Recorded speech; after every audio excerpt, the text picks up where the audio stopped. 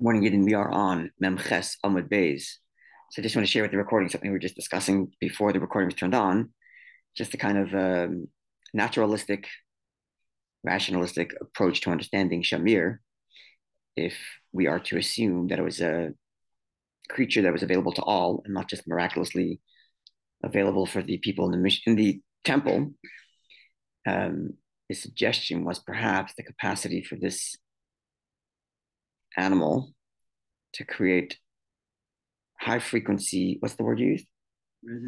Resonance, kind of like the way um, extremely high pitches can break through very strong objects. And sometimes those high pitches are even too high for us humans to hear. But there are animals that are capable of doing that. Like there are certain high pitched sounds that only dogs can hear. Or dolphins have a similar kind of thing, but I think that's different though. Dolphins is not sound. It's what could be this sound, right? The dolphins also make a sound that bounces back, right? So you have these high. It's not um, it's not a scientific impossibility for something very small without doing much movement to create a reverberation that can cause other things that are much stronger than it to break. It's not a phenomenon. It's not a supernatural phenomenon. It's a possibility of heard another study absolute actually possibility. related to this. They did about like music and happiness and dancing, and it was, if I'm not mistaken, at a concert or whatever. There's this very low pitched bass sound almost. So it's Yeah, just like a vibration that you can't hear, but it made more people dance. It's because it like creates a movement within the people, within without something. even hearing it or Yeah, feeling it or anything. certainly there are movements that are clearly even something like all kinds of movements of Wi-Fi radio waves that are flying around in here. We have no sense of them, or we have no capacity to pick those up. My phone can, and the computer recording can. So it's not the as we discover more of God's universe. I missed yesterday the beginning. So the Shamir is an actual creature. It's a creature, yeah. The way it's always been portrayed to me as a child as a worm-like creature. Okay. But I don't know if there's any actual source of that. But it's as we described yesterday, it's very delicate because it has to be contained in like that wool. Yeah, And it's very small, clearly, because you made a good point, which is it has to be small enough to be able to carve out tiny letters in a small little stone on the breastplate. So it couldn't be too big unless it starts out. Well, it definitely starts out small, as it said there. It starts out the size of a barley kernel. But maybe it grows bigger, and they use the smaller one to cut the breastplate and the bigger ones to cut the bigger stone. I don't wonder know. if it says anything about like a sea version of it, because most creatures have Right. sea So version. it's possible. It's possible it comes from the sea, and it's possible that the fact that it stopped being available in the destruction of the temple is that it's gone too deep down into the sea. Not unsimilar to the chilazine fish, that fish that we used to use to create the blue dye for the tzitzis. Also, there's a certain people at a certain place who are able to find it, and now okay, there's all kinds of theories as to what it is, and people we once did families that are yeah we once did a class in history of people who are trying to figure out what the chilazon fish is. The point is that there are definitely ecological changes to the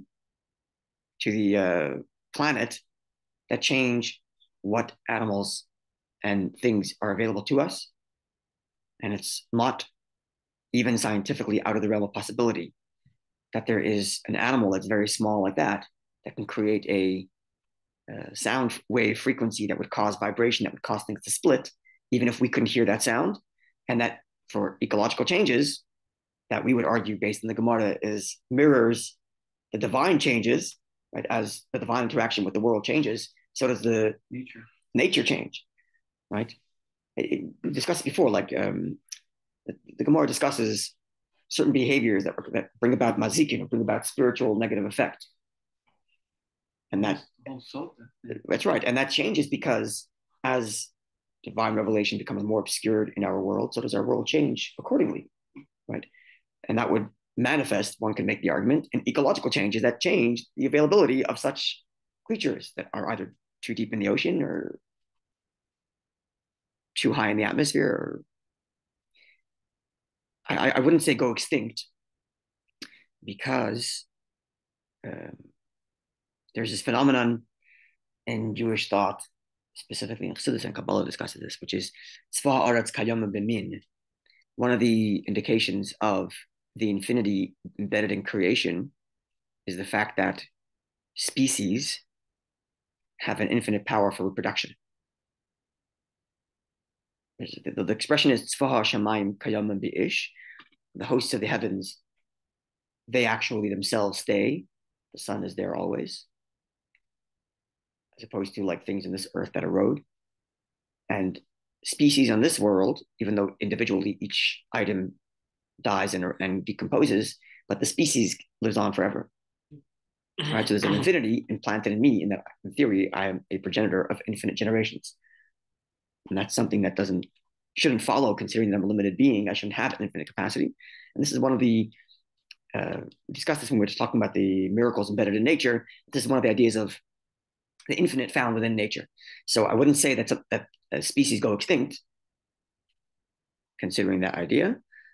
But nonetheless, it doesn't mean it's always available to us. We're discovering new creatures all the time, especially in the depths of the ocean. There are depths in the ocean we can't even get to because the pressure is too high for us to get down there. Right? So it's not out of the realm of possible science to make the case that there was such a creature that wasn't necessarily outright miraculous, that was capable of cutting stone. It's not out of the realm of possibility. Again, this is all assuming that this Shamir was not just a creature available just to Shlomo Melech building the temple, but available to the universe as a whole, which I think it is, considering that the Gemara compares it to the white glass and what was it? The silk and this kind of wine that was available. Yeah, that was available presumably to anybody in the world. But with the change in divine revelation, considering the destruction of the first temple, became no longer available to the universe as a whole. That would be my argument. But again, up for interpretation. Okay, we are about a quarter over from the bottom of the page. And we're at the beginning of the line, and it says, V'noifes tzoifim. Noifes tzoifim. It's 1, 2, 3, 4, 5, 6, 7, 8, 9, 10 lines in the bottom, just below little Zion. It's the first words in the line. Okay, so one of the things that the Mishnah said ceased with the destruction of the temple was something called Noifes Tzoifim. Now, we're not really sure what Noifes Tzoifim means. So the Gemara has to try to re-engineer what that is. Right, so context, the Mishnah is written or compiled sometime within centuries, certainly, of the destruction of the second temple. Rabbi Nasi, he collects manuscripts that were available for the century or two before him, collects them and compiles them into the Mishnah. And a couple of centuries later in Babylonia, we're trying to figure out what the Mishnah meant. Right? So just understand why the Gemara is doing this. You have a word in the Mishnah, and the Gemara is asking what this means because it's a couple of centuries later. Not necessarily a couple of centuries, but it's a Rav speaking, which would mean a generation or two later. Not a couple of centuries necessarily. Century after the temple's destruction, the Mishnah was within that century. Within the century after the second temple is destroyed, the Mishnah is compiled, and the Gemara comes after that. Here I see Rav is speaking, and Rav is the first generation or two of the post-Mishnaic era. So this is a generation or two after the Mishnah. It's not so long after the Mishnah. The Gemara is analyzing this. The early generation of Amoraim. Rav is second or third generation, right? He learns from Rabbi Yochanan, who Rabbi Yochanan learns from Rabbi Nasi. So it's a generation or two later. At any rate, it is some time later. Okay, so the Gemara asks, "My Neifes Tzofim, what is the meaning of, what is this Neifes Tzofim?" Amar Rav, Rav says like this. The word Neifes comes from the word Nafa, which means a sieve or a sift. A sifter, like a sieve that you use to sift through flour, so that you get the pure flour on the bottom and you leave behind the chaff and the less refined flour. That's what the word neifes comes from. The word soifim, Rav says, comes from the word safa, which means to float. So it's that which floats on the sieve. Neifes being the sieve, and soifim meaning floating. So it's referring to something. Oh, so let's see.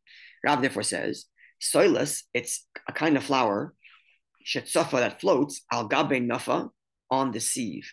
Not because of its inferiority, but actually because it doesn't even go to the bottom of the sieve. It stays on the bottom because of how rich it is, it doesn't even make it to the bottom of the sieve. It's so rich, it floats to the top.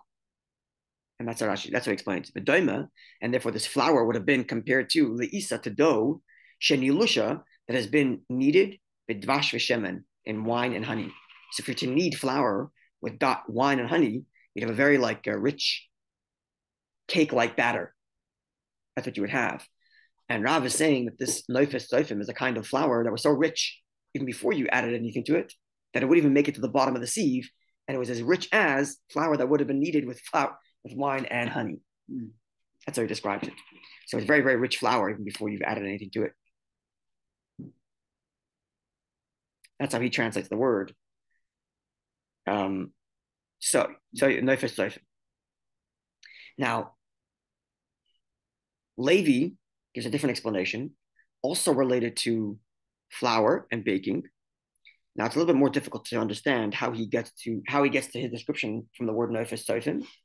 Rashi just uses the word soif, but I'm not sure what he means with the word soif, because the word soif can mean floating, like sofa we had earlier, but soif can also be like maybe a foam type thing, which is similar to that which floats, like it bubbles up.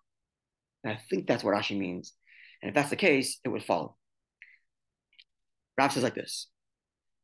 You see the way Steinsaltz translates it, he just says, nofes tzofim refers to X without explaining how it comes from the word nofes or tzofim. Rashi does, and Rashi just uses the word tzof, and I'm not sure what he means with the word tzof. So, okay, at any rate, Levi says like this. It refers to shteki kares, 2 loaves, hanedbakos betaner, that are stuck to a oven. So just to explain, in Talmudic era and before that, the ovens were like, the round brick ovens, where the fire's on the bottom. The whole floor is a fire, and you would bake by taking the flour taking the dough and sticking it to the roof or the arc of the oven. It would stick, and it was a whole art to knowing how to make it stick properly. And then as it bakes, the arc is also hot. It starts to bake from the inside there, and as soon as it bakes, it becomes less sticky, and it falls off. So you have to know how to call it a dias apas. The Gemoro elsewhere describes this art of those who know how to remove the bread before it completely falls off. But then, that's right, but not so soon as to take it off while it's still raw. It's a whole art.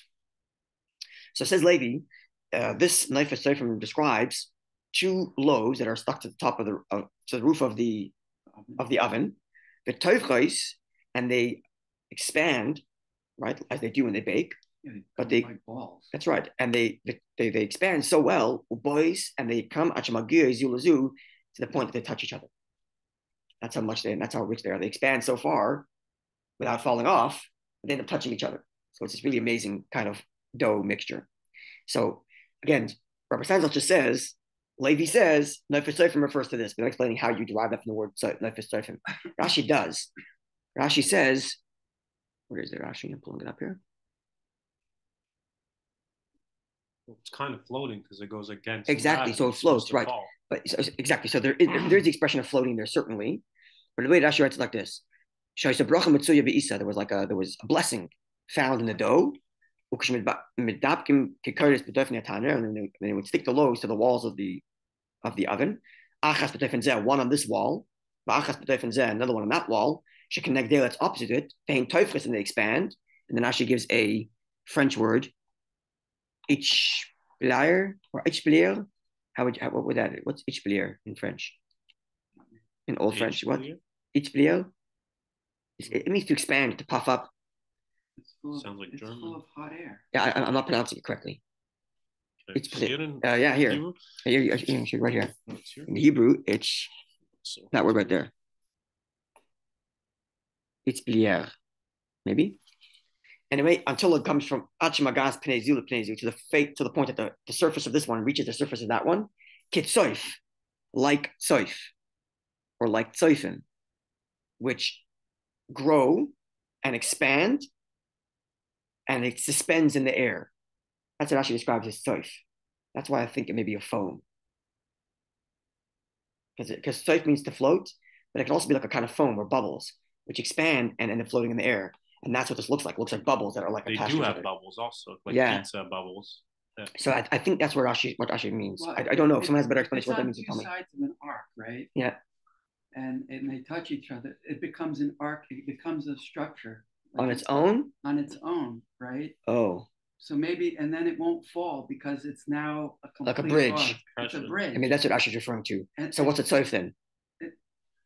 It's actually it's a tzof which grows and expands and continues till it's suspended in the air. This middle part now, the bread. It's some sort of floating something. It's on opposite walls. It became a structure on its own. So what would the word tzof mean then? Something which expands and grows and suspends in the air. That's what actually describes it. That's why I think it means. It's not going to fall. Maybe that's why. That's what I'm thinking. Right, but what's the tzof he's comparing it to? He's comparing his dough to something which is called tzof. So I think it means bubbles. Bubbles or foam, which go and expand, and it kind of looks like it's in the air. Well, the bubbles would be the bread because the bread. Right, but the point is, he's describing the bread as tzof. What is the tzof? The tzof is something which expands and grows and hangs in the air, not the bread.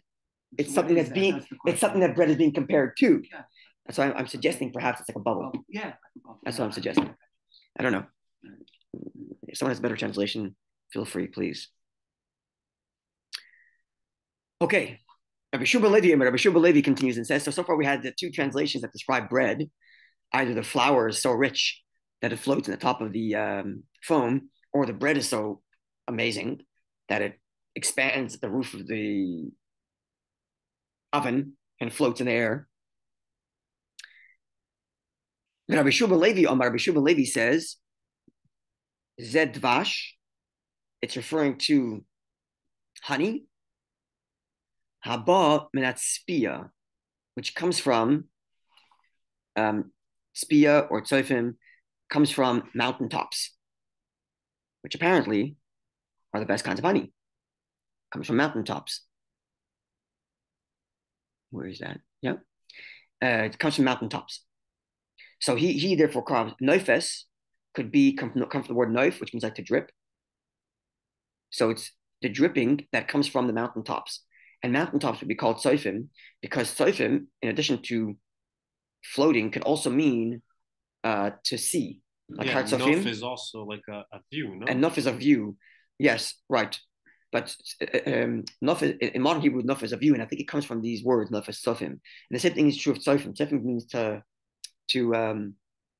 see, to look, but to gaze. Right? Mount Scopus is called Haratzofim, right? Mount Scopus, that's right. Haratzofim is called Mount Scopus because like you can scope out and see, right? Maybe so it's honey that comes from the Scopus, from like these mountaintops. That's how Rabbi Shubal Levi describes it. And Gemoro asks, my mashma, where do you get this implication that honey is so special when it comes from mountaintops? He says, as Rav Sheshes would translate. There's a pasuk that describes, it's a pasuk in Devarim, which describes the enemies of the Jews actually swarming in like bees. So they're coming from the mountaintops? That's right. So where's that Rashi again? Right, the pasuk says, kasher tasen ad-devarim, like the bees do. So Rav Sheshes would translate the verse to say like this. I hope I get the Aramaic right here. Kema de nitzain de briasa, like bees come, the shaitin beroime alme, and they spread over they spread over the height of the world. I mean, they fly, they scatter over the heights. Umaisin dufsha, and they bring honey, mi isve tura, from the grass of the mountain peaks. I think I got that translation right. Hope I did. Let's see. Like the bees spread out and fly over the world and bring honey from mountaintop plants. Yeah. So Rav Sheshes would translate the pasuk which says, like the honey, like the bees do, as such. That the bees spread over and bring honey from the top of the mountains. And this is where Rabbi Shubal Levi got this idea. Or similarly, he argues that honey is best from mountaintops. And that's Noifes Tzofim, is this dripping honey that came from the Tzofim from the mountaintops. And that's what stopped when the temple was destroyed. So we have three options as to what this Noifes Tzofim Soifim is that ended with the destruction of the temple. Amazing dough, amazing flour, amazing dough, or amazing honey. And of course, the floor is open to see if we can interpret what this means on a more deeper spiritual level. Okay, let's conclude the Gemara's discussion on the subject of the Nefesh Soifim. The Gemara continues. Tanan Hassam, we learned there in the Mishnaic age text with respect to this idea of honey and honey coming from, or such amazing honey. We learned like this. Kol ha-nitzuk toher, any kiluach as it is Hebrew, any like column of liquid is pure. What this means here is, so if you have a bowl of impure water at the bottom, and then you have pure water in your cup, and you pour out from the pure water into the impure water. So there is some period of time, depending how much water you have, where there is a stream of water that actually connects the bottom to the top. And the question is that connection strong enough or powerful enough, so to speak, to bring the impurity that's in the bottom bowl to the stuff that's in the top? So if I pour it out and then I stopped, is what's left here pure or not? So the Gemara therefore concludes that most liquids are not thick enough to transfer the impurity from the bottom to the top. It's too runny to render the liquid at the bottom. The stream is too runny to render the bottom item and the top item as one entity through that connection of that stream. Except for honey. Chutz midvash zifim, except for honey of zifim, vihat tzvichim, and tzvichim. Tzvichim was, where's Rashi?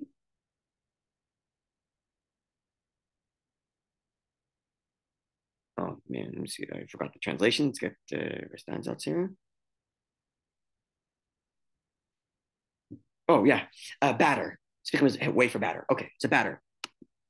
So either this honey called zifim honey, or this batter is thick enough to make the two things in the top and the bottom as one entity, and therefore the impurity travels. So we have again a unique kind of honey that's not being called soifim, as Rabbi and Levi said it would be in our Mishnah, but called zifim, which is kind of similar. Right? That's why the Gemara brings this discussion up. Are you following with me? Yeah.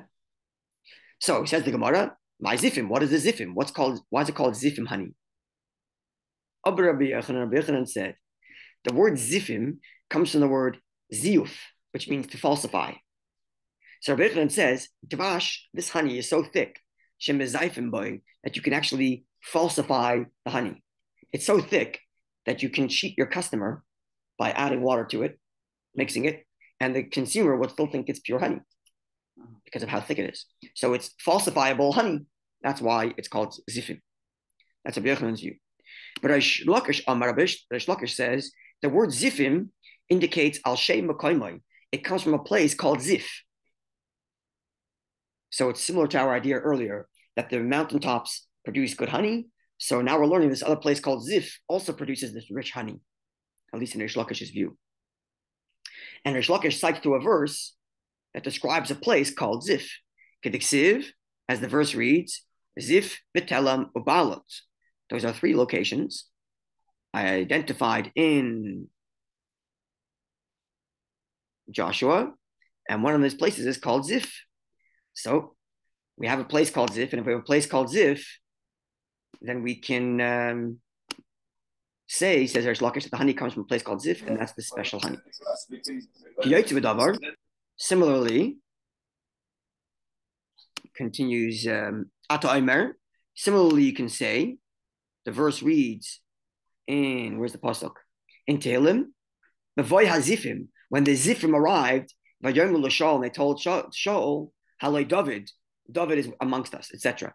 So again, we have two verses identifying a place called Zif, one in Joshua and one in Tehillim, where the pasuk identifies a place called Zif, and these Zifim, these people from Zif, spoke to Shaul saying, King David is not David hiding amongst us, etc. So similarly, a similar discussion.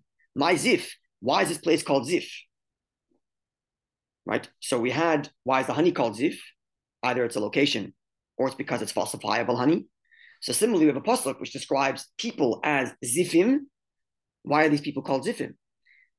Again, the same dispute. Rabbi Yochanan says, these are people who falsified their word. They were liars. And that's why they're called zifim. Whereas Rabbi Lezer says, these people are called zifim because they come from a place called zif. And he cites the same verse in Joshua, where it says, zif betelem ubalot. Zif is a particular place. Right? So it could be both. It could be liars from a place called. That's right. So why is it called honey zifim? Yochanan because it's falsifiable honey. Reish Lakish because it comes from a place called zif. Likewise, in Tehillim it refers to people called zifim. Why are they called zifim? Rabbi Yochanan says because they are falsified people, they're liars. And Rabbi Lezer says because they come from a place called zif. And this was all raised because we described, Yeshua Levi's view, this rich honey that came from mountaintops that ceased to operate once the temple was destroyed. So the Gemoro raises a similar discussion about a rich honey that was called zifim honey, that was so rich that it would connect, a line of that honey would connect the bowl on the bottom to the bowl on the top, so that impurity would travel, and it would be considered as if it was one entity because of how thick and rich that honey was. And again, either is rich, and either it's called zif because it's falsifiable, considering its richness, or come from a place called zif. Okay, a wonderful day, everybody. Yeah. And we will continue. Oh, tomorrow after Shacharis, we're doing a siyum for the firstborn. So I'm going to cheat. I'm going to go ahead by one page and make a siyum on Masechta Sotah. So the class will be the conclusion of the tractate. So I'm going to jump ahead a little bit to give the last couple of lines, but after Pesach, we'll come back to where we left off here. I don't like this class. Right after, actually 8 o'clock. It's right. It's the first one thing for those davening. So right after that. I don't like.